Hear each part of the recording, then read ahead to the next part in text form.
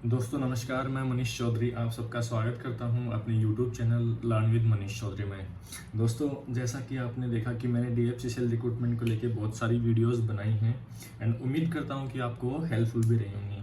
अब जो most important बात है वो ये है कि बहुत सारे दोस्तों को, भाइयों को फॉर्म फिलिंग के टाइम कुछ मिस्टेक्स हो रही हैं, उनको कुछ डाउट हैं, तो उनका आज मैं क्लियरिफिकेशन के लिए आपको बताने वाला हूँ। तो एक बार आप पुरानी वीडियोस अगर आपने नहीं देखी हैं तो वो आप देख लें, कोई आपको उससे भी बहुत सारे डाउट क्लियर होंगे। साथ ही चैनल को लाइक, शेयर एंड सब्सक्राइब कर दीजिए ताकि आपको आगे आने वाले वीडियोस की सारी नोटिफिकेशंस मिल सके।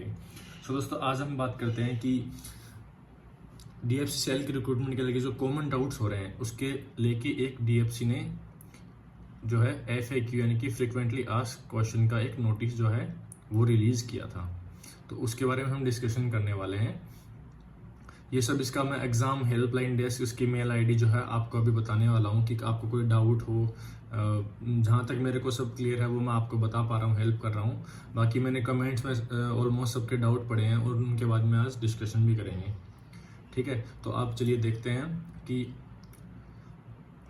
इन्होंने देखो ये लिखा है कि फ्रिक्वेंटली आस्क्ड क्वेश्चन, जो इनको बहुत सारे कॉल DFC को जो है मिल रहे थे इस रिगार्डिंग। तो आप जॉब में कैसे अप्लाई कर सकते हैं, आप DFCCL की साइट पर जाके कर सकते हैं या फिर जो और बाकी जॉब जैसे फ्री जॉब अलर्ट हो गया या फिर सरकारी रिजल्ट हो गया, उन पे जाके आप इन फॉर्म का ऑनलाइन फिल कर सकते हैं। आप सेकेंड आप इसने क्वेश्चन आया कि how do I know about the details for the post of which recruitment is notified. तो उसमें आपको बताया कि जो भी पोस्ट हैं उसके रिलेटेड क्वालिफिकेशन सब आपको सारे जो रिक्रूटमेंट का नोटिस है उसमें जो है आपको दिए हुए हैं। वो नोटिस जो है मैं आपको डिस्क्रिप्शन लिंक में डाल दूंगा, वहाँ से लिंक आप वहाँ से वो देख सकते हैं। देन थर्ड बात करें how to get application form. तो आप जब ऑनलाइन अप्लाई करेंगे तो वहाँ से ये DFCCL का जो फॉर्म है वो ऑनलाइन मोड में ही अप्लाई हो रहा है। ओके, सो ये ऑनलाइन मोड में ही अप्लाई होगा, ऑफलाइन कोई फॉर्म नहीं है। देन रिगार्डिंग है कि is there any laid down format for caste certificate ETC। इन सब में मोस्ट लोगों को दिक्कत आ रही है कि कास्ट सर्टिफिकेट, कोई कह रहा है सर मेरा 2016 का है, कोई कह रहा है सर 2015 का है, कोई कह रहा है सर 21 में लॉकडाउन की वजह से नहीं बन पाया। तो इसमें देखो कि इन्होंने बोला कि परफॉर्मा रिगार्डिंग सर्टिफिकेट्स जो है वो इन्होंने डाला है, लेकिन जो जनरली सेंटर का जो सर्टिफिकेट होता है आप किसी भी स्टेट से अगर बिलोंग करते हैं तो वहाँ पे 2 सर्टिफिकेट बनते हैं, एक तो स्टेट जॉब के लिए, एक सेंटर के लिए। ठीक है, तो एक सेंटर के लिए और एक स्टेट के लिए। तो उसमें देखिए कि सेंटर में आपको बोला है कि OBC NCL कैंडिडेट्स यानी non creamy layer candidates included in the central list having certificate for current financial year 2021-22 for non creamy layer in format prescribed by government of India. तो मोस्टली जो format है वो आपको वही बनेगा जो आप जनरली आप अपने स्टेट में बनवाते हैं सेंटर लेवल का, तो वो सेम फॉर्मेट होता है, उसमें कोई इशू नहीं है।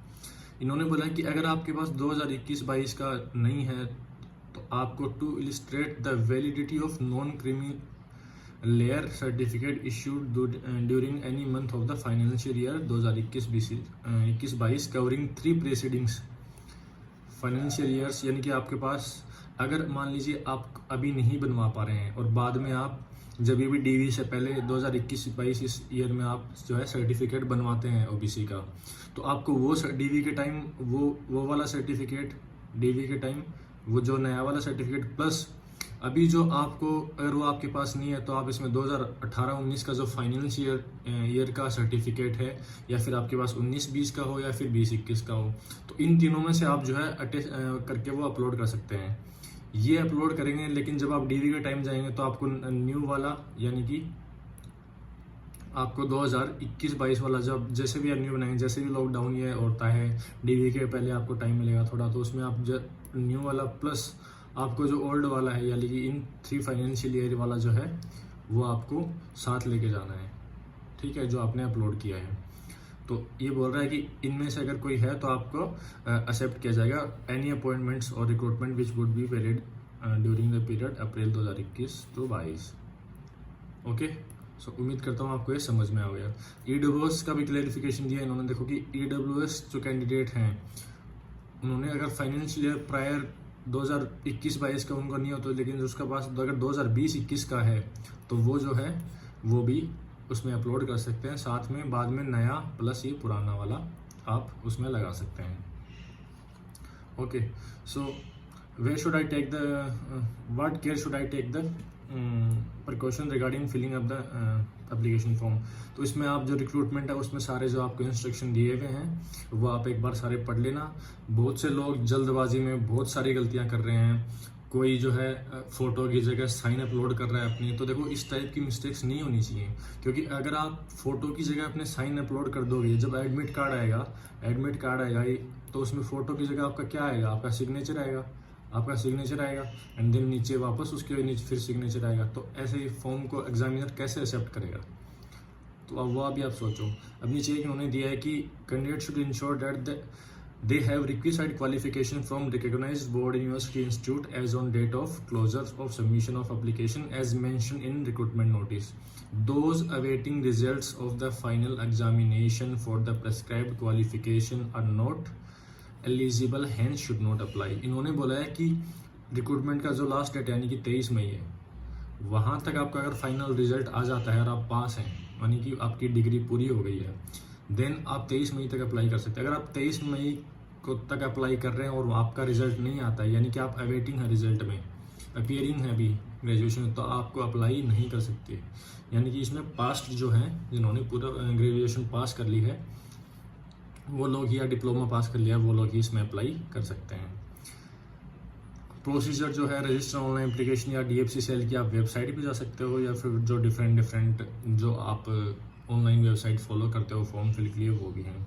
अब तीसरा एक ये है कि what is the application fees for various categories, कि एप्लीकेशन फॉर्म क्या है। जो आप देखिए जो फॉर्म की फ़ीस है वो जनरल के लिए उतनी लगेगी, OBC के लिए उतनी लगेगी, डिफरेंट पोस्ट वाइज, लेकिन SC ST और एक्स सर्विसमैन इन तीनों को क्या है, और फिजिकली हैंडीकैप्ड कैंडिडेट्स, इन तीनों के लिए कोई भी एप्लीकेशन फ़ीस नहीं है, यानी कि नील एप्लीकेशन फ़ीस है। आपको 0 फीस देनी है, कोई पैसा नहीं देना। बाकी जो जितने भी जनरल OBC कैंडिडेट हैं उनको जो एग्ज़ाम के रिक्रूटमेंट में मेंशन जो फीस है वो आपको पे करनी पड़ेगी। जो पेमेंट है ऑनलाइन फ़ीस का, एप्लीकेशन फ़ीस का, वो क्या है, ऑनलाइन मोड ओनली, यानी कि आप ऐसे नहीं है कि आप वहाँ जा रहे हैं और SBI का वो चालान निकाल के बैंक में जमा करा के वो कर रहे हैं, तो ऐसा बिल्कुल नहीं है कि सारे जो है वो पेमेंट ऑनलाइन ही होंगे। Then how should I send my application to DFCCL। आपको अपना जो प्रिंट आउट है, आप जो ऑनलाइन प्रिंट करवा रहे हैं, एप्लीकेशन फॉर्म भर रहे हैं, उसको प्रिंट करने के बाद आपको कहीं भेजने की ज़रूरत नहीं है। आपका अपने आप जो है वो रजिस्ट्रेशन वहाँ हो चुका है, बस आपको वो फीस है वो ऑनलाइन पे करनी है, देन आपको कुछ नहीं करना। एग्जामिनेशन का जो शेड्यूल है वो आप DFCCL की वेबसाइट पे जाके दे सकते हैं, या फिर आपको ईमेल पे या SMS अलर्ट पे आपको भेज दिया जाएगा। देन कि what is the minimum qualifying marks. तो ये देखो जो CBT के लिए दोस्तों, ये UR के लिए और UR एक्स सर्विसमैन और UR फिजिकली हैंडीकैप्ड के लिए कितना है, 40%। Then SC OBC NCL EWS ex serviceman, SC OBC NCL EWS physically handicapped कितना है, 30%। देन आपको ST एक्स सर्विसमैन एंड इसके फिजिकली हैंडीकैप्ड कितना है, 25%।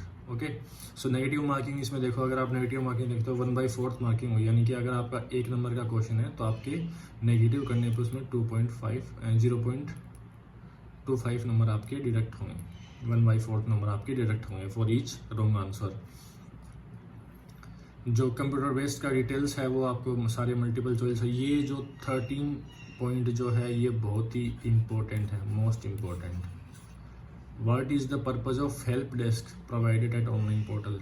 जो DFCCL का ऑनलाइन पोर्टल है वहाँ पे आप देखोगे आपको एक हेल्प डेस्क मिलेगी, उसकी मेल ID क्या है, dfccl.examhelpdesk2021@gmail.com। तो अगर आपके किसी के भी डाउट हैं तो आप इस मेल ID पे जो है अपने डाउट सेंड करें, या फिर इनके टोल फ्री नंबर 022-610-875-90 इस पे जो है कॉल करके आप पता करें।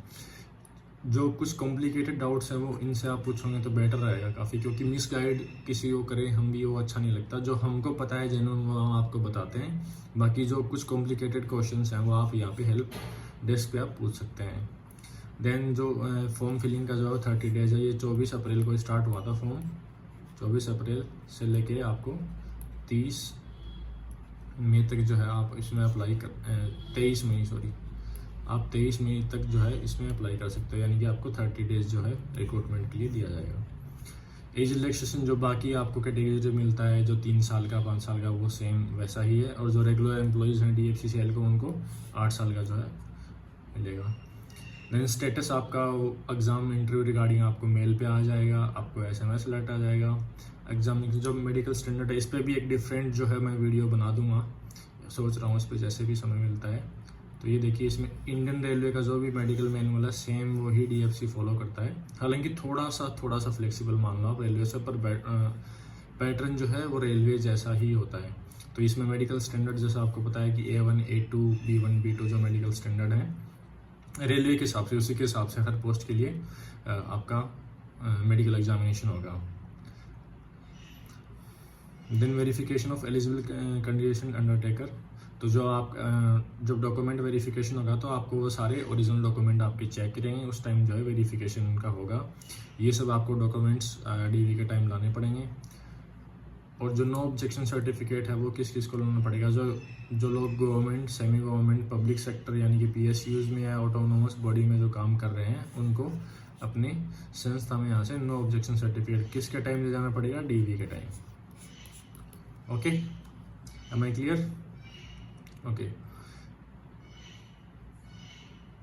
जो DFCCL के रेगुलर एम्प्लॉयज़ हैं उनके लिए कोई जो है NOC प्रोड्यूस करने की ज़रूरत नहीं है। दोस्तों ये जो है ये डायरेक्ट रिक्रूटमेंट है, और डायरेक्ट रिक्रूटमेंट है, इसमें कोई डेपुटेशन बेसिस नहीं है। तो ये आपकी क्या है, परमानेंट जॉब है, ठीक है, ये एक परमानेंट जॉब है DFC में। कुछ लोगों को ये डाउट है सर टेम्परेरी कोई कॉन्ट्रैक्ट बेसिस पे नहीं, ये ओपन रिक्रूटमेंट है, तो ये सारा परमानेंट है। देन जो डिप्लोमा डिग्री वाले मैंने आपको बता दिया, जिस पोस्ट के हिसाब से डिप्लोमा डिग्री है उसके लिए आप एलिजिबल हो। कंप्यूटर बेस्ड टेस्ट एप्टीट्यूड जो टेस्ट है ना, वो CBAT यानी कि जो साइको टेस्ट है उसके रिगार्डिंग मैंने वीडियो भी बनाया है। तो आपका जैसे CBAT हो जाएगा, देन उसके जो कट ऑफ निकलेगी, क्वालिफाइंग जो लोग होंगे वो CBAT के लिए अपेयर होंगे। तो उसके लिए डिफरेंट कैटेगरीज के लिए जो है वो पोस्ट के लिए ये CBAT होगा, यानी कि एग्जीक्यूटिव ऑपरेशंस BD में आपको CBAT देना पड़ेगा। देन बात आ रही है कि candidate will be posted after joining, कि कैंडिडेट की ज्वाइनिंग कहाँ होगी। तो ये कह रहे हैं कि DFCCL प्रोजेक्ट्स एस्टेब्लिशमेंट ऑफिसेज। देखो DFCCL में क्या है कि इस जो हेड ऑफिस है यानी कि दिल्ली, ठीक है, ये दिल्ली हेड ऑफिस है। देन इसके नीचे बहुत सारे आते हैं, एक तो आपके यूनिट्स यानी कि यूनिट ऑफिसेज, जैसे जयपुर यूनिट हो गई, अजमेर यूनिट हो गई, उधर टोंडला यूनिट हो गई। तो इनके जो यूनिट ऑफिसेज हैं, ठीक है, या फिर DFC के जो स्टेशन है, या DFC का जो OCC है, इन सब में आपकी पोस्टिंग हो सकती है। अगर मान लीजिए कोई एग्जीक्यूटिव ऑपरेशंस एंड BD है तो उसकी स्टेशन पे हो सकती है, या इसमें ऑफिस में हो सकती है, OCC में हो सकती है। सिविल के लोग हैं उनकी जो है फील्ड में हो सकती है, जहाँ पे ये प्रोजेक्ट का काम चल रहा है। तो इस रिगार्डिंग आपको ये थोड़ा सा क्लेरिफिकेशन है। डिटेल जो है पोस्टिंग का हम इस पर एक वीडियो देखेंगे आने वाले दिनों में। मिनिमम मार्क्स जो है वो जो CBAT है उसके लिए T स्कोर जो है 42 मार्क्स काउंट होता है। T स्कोर आपको बाद में मैं समझाऊंगा कि कैसे क्या होता है। एक बार CBT हो जाए उसके बाद CBAT की अपन बात करेंगे आराम से, कोई इश्यू नहीं है। अब कुछ लोग पूछ रहे हैं कि जो लैंग्वेज है कंप्यूटर बेस्ड टेस्ट यानी कि जो CBAT होगा वो कौन सी लैंग्वेज में होगा। दोस्तों जो CBT और CBAT हैं वो बोथ आपको हिंदी एंड इंग्लिश में देखने को मिलेंगे, यानी कि हिंदी एंड इंग्लिश में। ये नहीं कि आप कन्नड़ वन्नड़ तमिल वमिल नहीं, ऐसा नहीं है। आपको क्वेश्चन आंसर इंग्लिश और हिंदी में देखने को मिलेंगे। दो ही लैंग्वेज आपको जनरली प्रीफर होती हैं। ओके, सो जो एग्जीक्यूटिव ऑपरेशंस एंड BD है उसकी जो फाइनल मेरिट लिस्ट बनेगी वो जो 70% वेटेज किसका होगा, CBT का, एंड देन 30% वेटेज किसका होगा, CBAT का। इन दोनों में जो आपके नंबर होंगे उनको कंबाइंड इसका 70% लेके इसका 30 लेके आपको कंबाइंड जो है आपके मार्क्स देखे जाएंगे। देन उसके हिसाब से मेरिट लिस्ट आपको डीवी और मेडिकल एग्जामिनेशन के लिए कॉल किया जाएगा। तो क्वेश्चन पेपर है साइको टेस्ट का, उसका वो आपको लिंक उसमें वेबसाइट में मिल जाएगा। रेलवे की वेबसाइट पे आप बहुत सारी RDO की जगह उस पर मिल जाता है। तो ये आज हमने डिस्कशन किया कि क्या क्या मोस्टली जो है लोगों के डाउट होते हैं। तो जो मैंने आपको जैसे कि बताया, जो 13वां पॉइंट है वो सबसे इम्पोर्टेंट है। आप हेल्प डेस्क का यूज़ करें ज़्यादा से ज़्यादा जिनको इश्यू आ रहा है। कुछ मैं आपको स्क्रीनशॉट भी दिखाऊंगा इसमें कि उन्होंने कैसे क्या रिप्लाई दिया है 1-2 क्वेश्चंस को लेके। बाकी आप इन पे जो है एक बार अपने जो भी डाउट्स है वो मेल करें, इन पे टोल फ्री नंबर पे आप फ़ोन करके एक बार पूछ लें। दोस्तों उम्मीद करता हूँ कि आपको ये वीडियो पसंद आया होगा। देन मैं आपको जैसे कि मैंने बताया कि टेस्ट सीरीज जो हैं वो टेस्ट सीरीज़ क्यों इम्पोर्टेंट है। टेस्ट सीरीज़ आपको खुद को एनालाइज करना, मॉक टेस्ट हैं आपको एग्ज़ाम में उस जैसा माहौल प्रोवाइड करना, इससे आपको न कॉन्फिडेंस आता है बल्कि अपनी तैयारी का भी पता लग पाता है कि मेरी कितनी तैयारी है। तो आप एक दोस्तों टेस्ट ज़रूर लगाएं। मैंने आपको बताया कि जो टेक्स्ट बुक की सीरीज़ है वो इस मामले में काफ़ी अच्छी हैं, मैंने देखी है, मैंने आपको रिकमेंड भी किया है। आप उसमें अगर LMC10 कोड लगाएंगे, LMC10 लगाएंगे तो आप उसको में 50 रुपीज़ का आपको ऑफ मिल जाएगा। DFCCL की एक अलग से जो है टेस्ट सीरीज़ 299 रुपये में आपको मिल रही है। साथ ही साथ 499 में एक लाइफ टाइम पास है, उसमें आप LMC कोड लगाएंगे तो आपको 50 रुपीज़ ऑफ मिल जाएंगे, यानी कि 449 रुपीज़ में आपको ये टेस्ट सीरीज़ मिल जाएगी। टेस्ट सीरीज़ का जो डिस्क्रिप्शन उसका जो बाई करने का है लिंक जो है वो मैं आपको डिस्क्रिप्शन में प्रोवाइड करवा दूंगा, आप वहाँ से आप देख सकते हैं। उम्मीद करता हूँ दोस्तों आपको ये वीडियो पसंद आया होगा। तो मेरे साथ बने रहिए, इस प्रकार के डाउट्स आपके मैं क्लियर करता रहूँगा। देन हम अब टॉपिक्स उस इकोनॉमिक्स से रिलेटेड भी अपन वीडियोस बनाने वाले हैं। तो आप जुड़े रहिए, अपना ध्यान रखिए। Thank you so much.